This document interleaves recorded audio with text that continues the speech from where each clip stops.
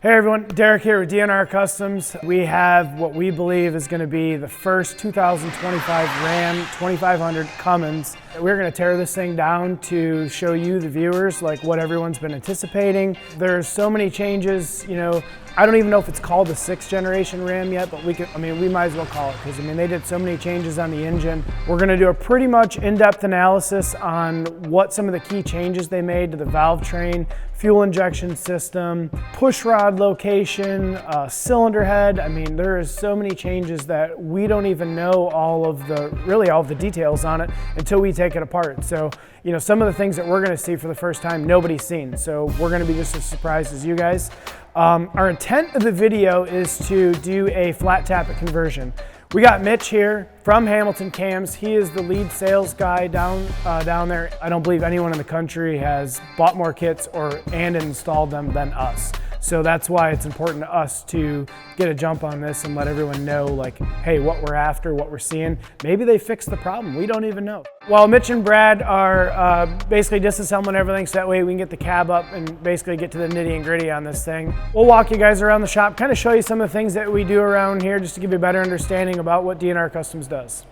All right, walking you guys over to the other side of the shop. I'll walk into our trans room. Almost 1 in 5 Dodges that roll through the shop need some sort of transmission repair from us, so it keeps us on our toes. What are we doing over here? What the f is this? Where did it come from? Sliding deeper into the shop here, this is our fabrication side. So as you can see, we got a lot of projects going on around here. This thing rolled in, we're just doing like some exhaust work, header work, same thing, turbo kit, you name it. Like, this is kind of where they bring it to us and we just, whatever they want, essentially. Bring us all your fab work.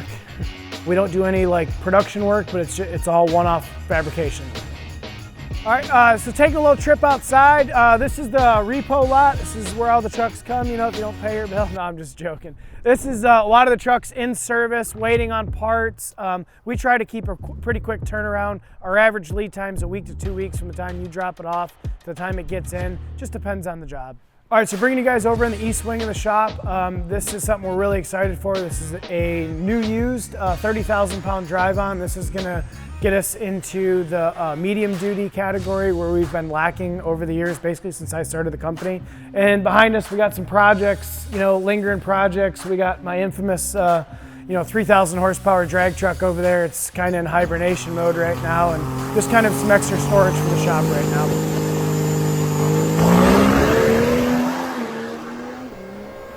Woo. Is this the first cab up 2025 in the country? For fun? I think so. Getting her done. First cab up 2025 RAM Cummins for science. We didn't break it yet.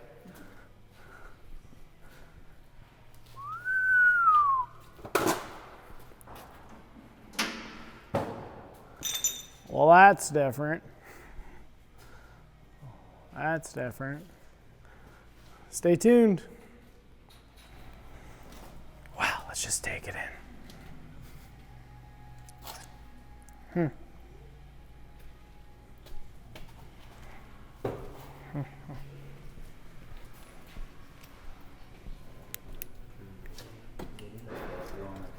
That's cool.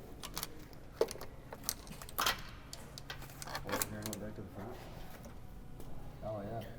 So as you can see, we're puzzled because this is obviously, nobody's seen this. So we're gonna take a few minutes and just kind of take it all in and try to gather our thoughts on like what's what, and we'll start tearing it down, but we'll probably do a little something here in a couple minutes. Kind of like I said, we just gotta gather our thoughts, see what's new, what's changed, and that way we can do the best job we can describing it to you guys. Yeah, I was talking to LJ last night. He's like, "You think the turbo will work?" I'm like, "Bro, I think it's all different, man." Look how far it's kicked at an angle, and it's moved up. All right, so we're moving along here pretty good.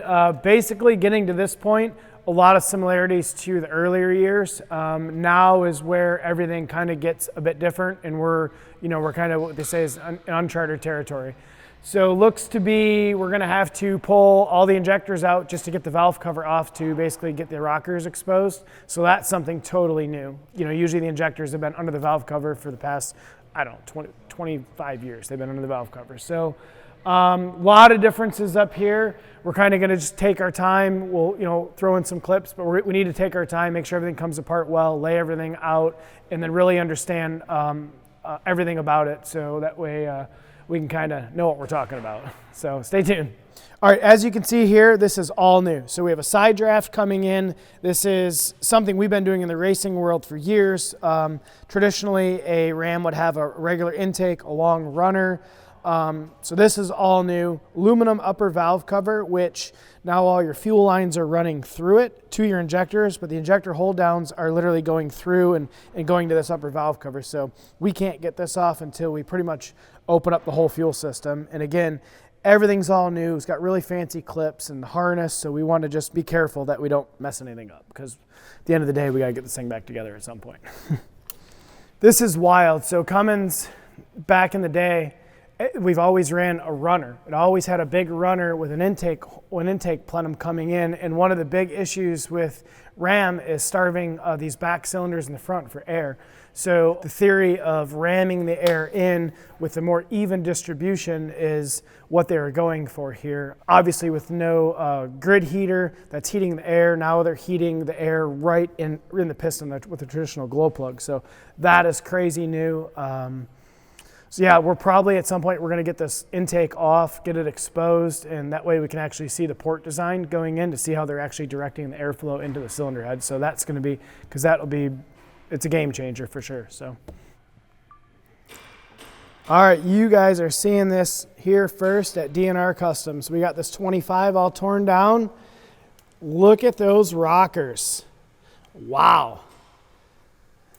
Inverted style valve bridges, glow plugs down in there.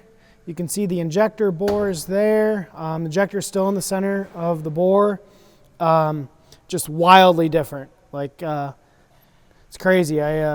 Not sure if I want to do a glow plug job on this thing in 10 years because I don't know if they're coming out. So quite a bit of work to get to this point. Had to pull all the injectors out, fuel lines, everything, just to get the upper valve cover off. So yeah, we're getting her done here. We're gonna get the rockers off, get the intake off, so that way we can see some side porting and try to get the cam out of this thing and see what's new, see if they changed any lobe spacing. I don't think they did, and the lifters overall. So stay tuned.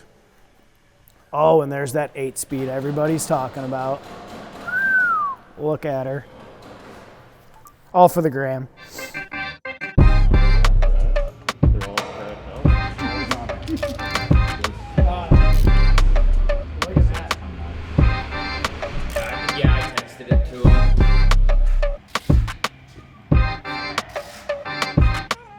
So pretty cool. We're gonna check lift on the cam right now, but after all these years, they finally made it easy to bar the motor over. So you just put a 1/2-inch extension in the front of the engine and right in the center of the dampener bolts, and it makes it really nice because they know you're gonna have to work on these things. Got a bunch of commotion going on over there. We got another Dodge with a broken trans, converter stuck in it. So I don't know, last I heard they were welding something up to try to make some conglomeration using the skid steer and the forklift.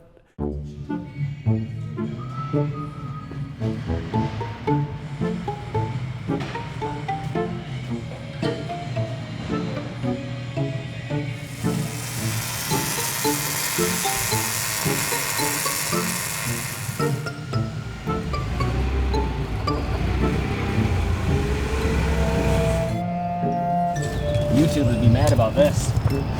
Tying chains around trees.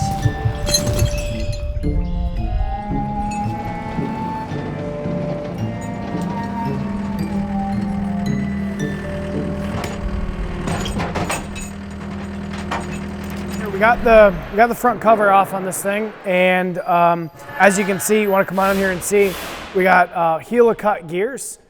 They did this to try to quiet some of the gear train noise from the front of the engine. Kind of, there's some theory, here that used to have like the cam gear walking or the crank gear walking. So I don't know if I'm a big fan of that yet, but I guess we'll see. But that's just one of the major changes. Moving up top, we're getting ready. We're going to pull all the rockers off. We already pulled one just to take a quick look at it, but everything looks the same. We checked our tool that we have to see if we can get the lifters up. So all that's looking the same. So we're going to push forward here and get all the rockers off, and we'll get everything laid out on the bench and then kind of start going through some differences. As of right now, push rod length is just under an inch shorter overall. So that's one of the things we're taking a measurement on. And yeah, so that's what we got.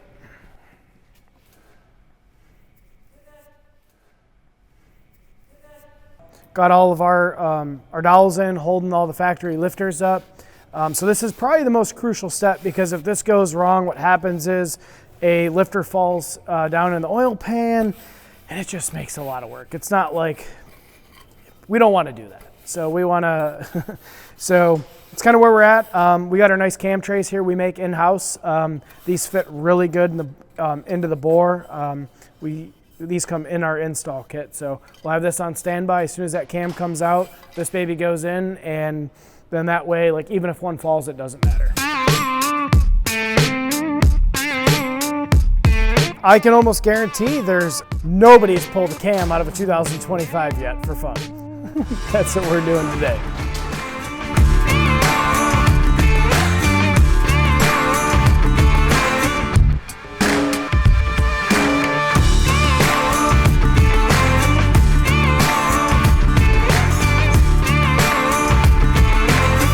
That's it. Now nothing matters. If something falls, it don't matter. So we pretty much know with the changes that they made coming into this that we weren't going to be able to install this conversion today, which is fine. We're okay with it. But what we're seeing right now, the guys over on the bench doing some measurements, it's not a total retooling of anything like that. So I think a couple small changes we might be in, but we'll know that here pretty soon. We're gonna go ahead and drop one of the lifters out. There's really no science to it. You just pull up on your thing here, and it hits here, drops in, and we just pull it out. So there you go. This is the first lifter coming out of a 25 engine. You can see in my hand here. First glimpse, it looks identical. We got some witness marks on here, which was on some of the earlier ones. This is neat that they're back to this. So again, we're gonna take a few minutes, get some measurements, and see what kind of info we can gather. All right, we got some parts here laid out on the bench showing some of the major differences between the predecessor model versus the 2025, right? First things first, you can see the rockers. So this is our new rocker assembly. It's very similar, but also very different as far as the height of everything goes.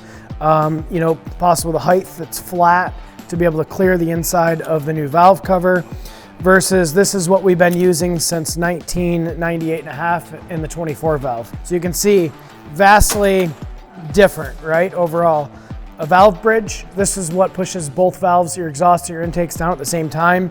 You can physically see the difference in height, right? They essentially lowered everything. Lifters though, this is your 19 to 24 lifter. This is your 2025 lifter. From what we can tell, it's the same thing. There's a couple additional markings / oil rings here. But other than that, looks the same, measures the same, probably gonna do the same job and have the same failure rate. Moving on, you can see the injector. This was since basically 2003, it's been the same style injector, even if you go back to 24 valve, but common rail, 2003, we had a feed tube nut, and your fuel line would go here. So this would actually go through the cylinder head like so, and your fuel line would connect to there. Now we got rid of all that, and we have a fuel line going directly to the injector like this. So this line is almost simulating what that feed tube is doing. Big difference between injector. These are a lot similar to like a 6.7 injector. They can run a lot higher pressure. I don't know how much pressure they can run. I don't have any specs on this injector to share. All I know is it's very similar to what a Ford piezo injector would be, or something along those lines. Data logging it, we were able to see 32,000 rail pressure versus a 6.7 and older. They really would never send them past 29,000 pounds of rail pressure. Another neat feature with the new high pressure fuel system is they went to a conventional injector return line, which is a lot of other manufacturers kind of do the exact same thing with these high pressure injectors, where the old injector would return the fuel right in the cylinder head, and you'd have a banjo bolt on the back of the cylinder head that would return the fuel. So all your injector return is done through here. It does have some positives to this, like if you have a bad injector that's doing a crazy amount of return, it'll just blow this line off. So it's kind of a little easier to diagnose sometimes an injector failure. But another, like I said, just wanted to point this out. This is something dramatically different we haven't seen before in a Cummins platform. That pretty much summarizes the major differences up here. Next up, we're gonna pull the intake off the side of the cylinder head. We'd like to actually see the difference, if there's any difference in the porting, the way that they're directing the air into the intake. That's kind of what's up next. Facebook Marketplace be like, brand new 25, just decided wasn't right for me. Yeah. Never been touched. So you can see here what we're doing is we're putting the camshaft back in, just the way we found it, because obviously we got our data points. We know exactly what we need to do, but you know, this truck needs to go basically back together on a little road trip, and you know, that'll kind of complete our testing for what we did. We're still going to continue to do a couple more tests while it's here and the cab's up, but for right now, it's kind of important just to get this back in, let the lifters come back down, and move on to the next step. We can put a camshaft once we do it from dating back. It's the same overall design, since the inception of the engine. So we learned that, which was really nice. Might have to get one of them single guys to figure out how to really get this thing in the hole. All right, we got this the surface all clean, prepped, ready to go for the front cover, which just gets held on by silicone. But what they did for 25 for us, they finally gave us a new front cover gasket that takes the front timing cover to the block. This has been a problem since basically the inception in 1989. It's always been a paper gasket, and you can see there's a big void here, right? Where they needed another bolt hole, but we don't know why they didn't do that. So this has been notorious for years, blowing out, leaking, and it's a very extensive job. The cam has to come out, whole front end apart usually to be able to do this job. It's very common. We probably do a couple a month here. And they finally gave us a nice gasket, so that is definitely improvement for 2025. Bump it. There you go. Bump it! Nice neutral drop there. All right, guys, so we got the intake off, which was just kind of more of a science project. We wanted to see what it was. So one of the big things is, from the earlier years, it's hard to tell, but they have a really nice casting here. So in years past, all the cylinder heads had a big divot in between the push rods. So basically the airflow would come in and kind of cavitate, or didn't have a really good direction. So really nice how they casted this out. When we actually custom do heads, we have to epoxy them or JB weld them. So this is really cool. Other than that, we really can't see a ton. I mean, the ports look pretty decent. Overall, like I said, we were this far, we just kind of want to pop it apart and see what it was, take a couple photos and things like that. You can see the actual side draft down here. Pretty neat piece. So if you look down in there though, the only thing I have a concern is you can see where they're dumping the exhaust gases back in. You can see how much obstruction that is blocking on the inlet. So I don't really like that, because you have air rapidly coming into the engine, and it's kind of hitting this, and I don't know, it doesn't really make sense in my brain why they have that like that. So I don't like that, but maybe somebody above my pay grade can explain to me better why it's supposed to be there. But real nice piece, very lightweight. Wasn't that hard to do, obviously, taking it off an extra half hour worth of work. So yeah, we're gonna get that bolted back up here, and we're already on the assembly process, and just kind of gathering some data and taking photos along the way, and yeah, so far it's going really well.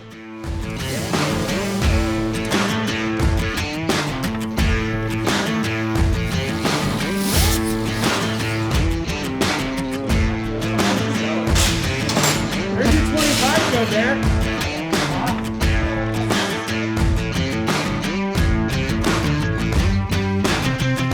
All right, as you can see behind me, things are going pretty good. We're in the basically putting everything back together the way it came. We got a ton of information today, a ton of data, a couple unexpected things, but I mean, that's with anything new, right? So we're gonna go ahead and just kind of continue button this thing up, get the cab back down, and we'll probably tune back into you guys once we go to fire this thing up.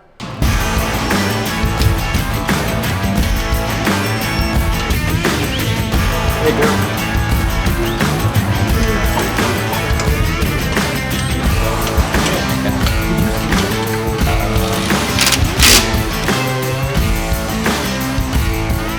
What a long 2 days. Slept here overnight. All right, we finally got this thing wrapped up, pretty much ready to start. We'll have to do some QC when we get it fired up. Hopefully it runs. But overall, very happy with the knowledge that we gained, a lot of the firsthand exposure that we're gonna be able to, you know, basically show the world what underneath the valve cover looks like, and a lot of the different changes. Not ground, you know, breaking changes overall, but I think as time goes on, we'll find if some of these things were beneficial to what Cummins decided to do or not. I think there's a lot of really good, and I think there's maybe some troubling things for down the road 10 years for us northern climate guys trying to change a glow plug. Like it might not be fun, but again, that's, you know, the evolution of, you know, of these vehicles over the years. We have to adapt as technicians. So I guess let's see if this thing's gonna fire up.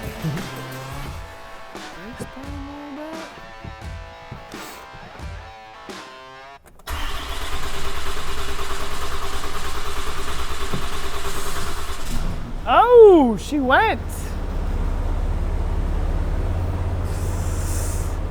Check engine lights on, but sounds good. We'll shut it off real quick. Just so I'm really surprised it went off that quick. When you open the fuel system up on these, it emits air into the system. But being this has a new CP8, it runs at a lot higher pressure than what a CP3 would.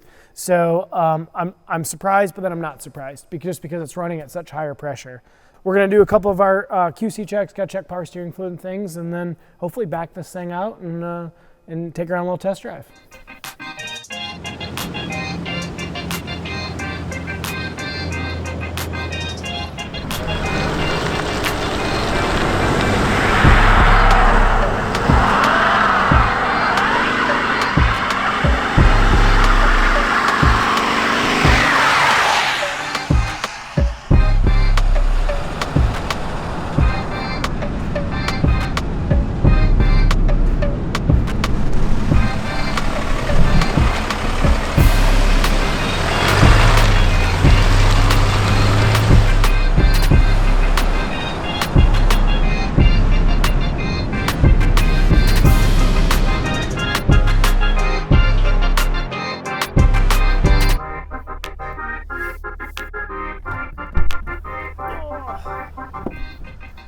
All right, well, that kind of concludes what we set out to do for this 2025 Ram Cummins. If you need anything diesel related, make sure you shop DNRCustoms.com or give the shop a call. We'd be glad to assist you in anything you need. We got you covered here. So thanks everyone for tuning in.